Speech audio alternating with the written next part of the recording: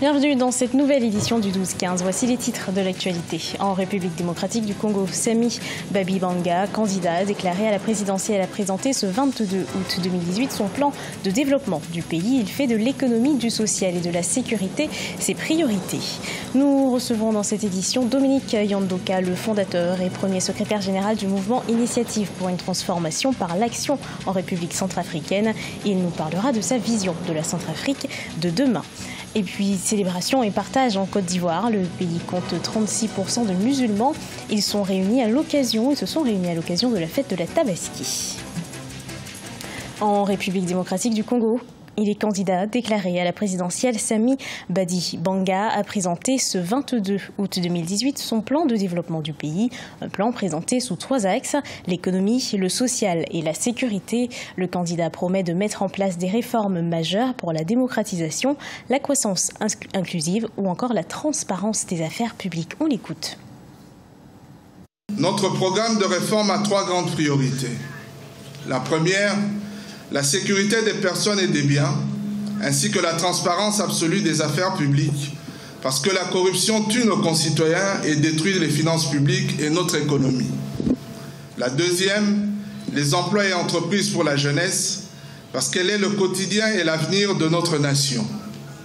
La troisième, enfin, l'aide financière aux familles, parce que l'alimentation, la santé et l'éducation de tous sont les conditions de notre développement durable.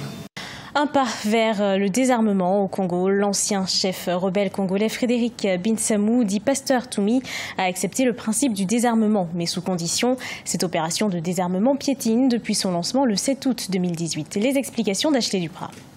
Je viendrai lancer le désarmement, mais donnez-moi les moyens. Voilà ce qu'a déclaré Frédéric Binsamou, plus connu sous le nom de Pasteur Toumi, ce mardi 21 août, dans sa toute première apparition publique depuis la signature d'un accord de cessez-le-feu avec le gouvernement. L'ancien chef rebelle, qui a rencontré la commission en charge de l'opération de ramassage d'armes, pose néanmoins quelques préalables. Aujourd'hui, nous arrivons à l'aboutissement. C'est le point de départ et le point d'ancrage pour la reconstruction d'un véritable état de droit chez nous. C'est la base. Et les populations du pôle qui ont subi les affres de cette guerre ne peuvent que se féliciter.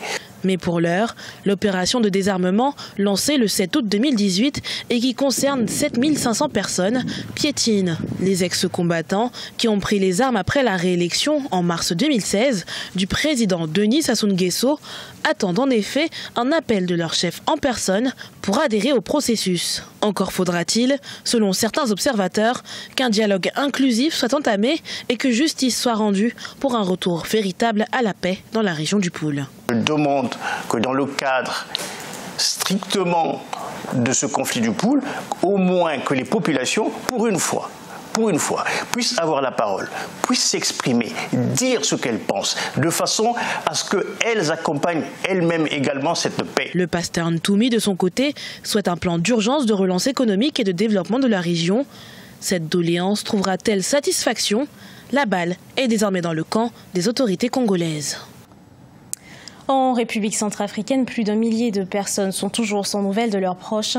Les cycles de violence conduisent à de nombreux déplacements de population. Ils sont près de 700 000 déplacés internes et 580 000 réfugiés à l'extérieur du pays. Durant leur fuite, les familles sont parfois divisées. Le programme de rétablissement des liens familiaux du CICR aide les familles qui le sollicitent. Mais les familles divisées sont nombreuses et le processus de réunification est rendu difficile par la situation sécuritaire, l'éloignement géographique ou encore les structures de communication limitées. Dominique Yandoka, le fondateur et premier secrétaire général du mouvement Initiative pour une transformation par l'action en République centrafricaine, est avec nous. Bonjour. Bonjour. Alors Dominique Yandoka, dites-nous quelles sont les mesures nécessaires pour mettre un terme au déplacement des populations en République centrafricaine? Comme vous l'avez si bien dit ici, les mesures sont du moins d'abord que le gouvernement doit faire en sorte que ces déplacés internes et externes puissent se regagner chez elles, parce que c'est une situation très très dramatique. Et aujourd'hui, en absence d'une initiative politique sérieuse, on ne peut pas envisager le retour des gens chez eux. Pourquoi ?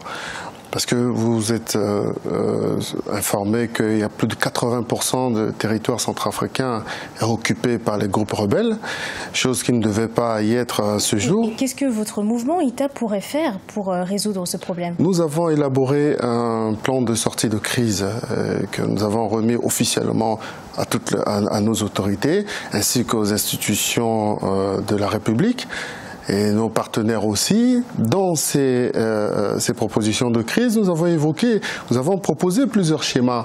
Donc il suffisait seulement de les mettre en application. Et ces schémas, ce sont des schémas qui sont justement, c'est-à-dire qu'à un moment donné, il faut d'abord pacifier le pays pour que les gens puissent regagner chez eux. Ce serait la première étape. Ça, c'est la première étape. Et pour pacifier le pays, il faut qu'il y ait un dialogue sincère entre le gouvernement et les groupes armés. Or qu'aujourd'hui, on fait face à des prises de position beaucoup plus... On s'attendait déjà à aller au dialogue, pouvant essayer de pacifier la situation, mais là, en ce moment... Et votre mouvement dit vouloir impulser un nouveau modèle socio-économique, politique ou culturel. Quelle serait cette impulsion ? Cette impulsion, c'est de faire différemment que ce qui existe aujourd'hui. Vous êtes en République centrafricaine, vous savez, il y a beaucoup de partis politiques, beaucoup d'hommes politiques, mais sauf que malheureusement, la sincérité manque dans les actions. Les gens parlent beaucoup.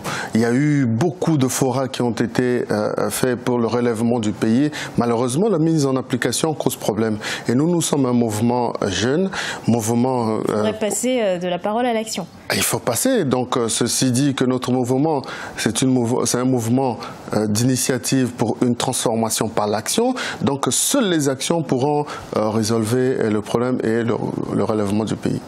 Et dernière question, ITA veut être justement la relève politique dans le pays, mais le mouvement, votre mouvement se compose de jeunes leaders de tous bords politiques. Alors, est-ce que vous pensez pouvoir réussir à trouver un consensus ?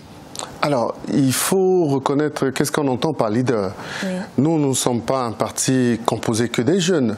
Le mouvement est incarné par des jeunes, c'est bien entendu, mais tout autour de ce mouvement, il y a des personnes ressources, des anciens cadres de l'administration qui ont vu en nous une opportunité de pouvoir venir enfin s'exprimer. Ce qui a toujours fait défaut en République centrafricaine, c'est le clientélisme, l'exclusion.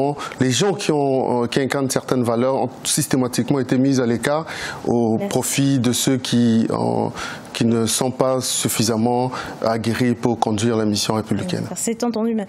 Le message est passé. Merci Dominique Yandoka. Merci. Je rappelle que vous êtes le fondateur et premier secrétaire général du mouvement Initiative pour une transformation par l'action en République centrafricaine. Merci.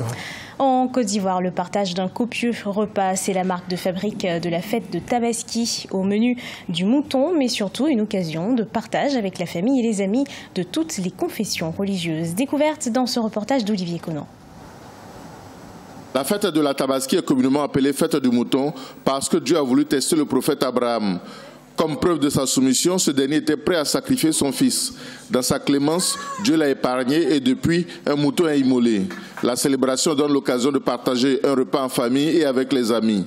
Une tradition qui se perpétue dans les foyers musulmans en Côte d'Ivoire. En France, jour de Tabaski, on a coutume de travailler.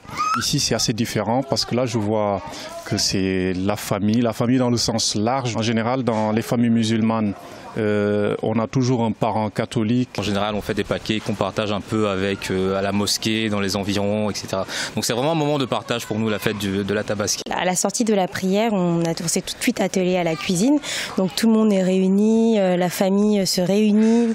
Après que les hommes aient découpé le mouton et tué le mouton, les femmes le préparent. Donc. Si la fête de la Tabaski a un caractère très festif, il a cependant gardé son sens originel selon certains fidèles musulmans. C'est l'un des jours les plus importants qu'un musulman puisse partager. Je ne parle pas seulement avec un musulman, avec tout être humain. Tout musulman souhaiterait le partager. Je ne parle même pas avec ses propres amis, mais avec tout le monde, dans la joie et tout. La célébration quasi-écuménique de la Tabaski est une caractéristique remarquable en Côte d'Ivoire. Le pays compte 36% de musulmans, plus nombreux que les autres communautés, mais toutes vivent en parfaite harmonie. Au Cameroun, Joseph Kadji Defosso, opérateur économique et PDG du groupe qui porte son nom, est décédé dans la nuit du 22 au 23 août 2018 à l'âge de 95 ans, à la tête d'un groupe regroupant plusieurs entreprises opérant dans des secteurs variés. Joseph Kadji Defosso est plus connu comme le fondateur de l'Union camerounaise des brasseries uniques, société brassicole à capitaux nationaux dans le pays, lancée en 1972. Ce journal a été préparé par l'ensemble de la rédaction. Merci de l'avoir suivi. Retrouvez dans un instant une nouvelle édition de l'actualité sur Africa 24.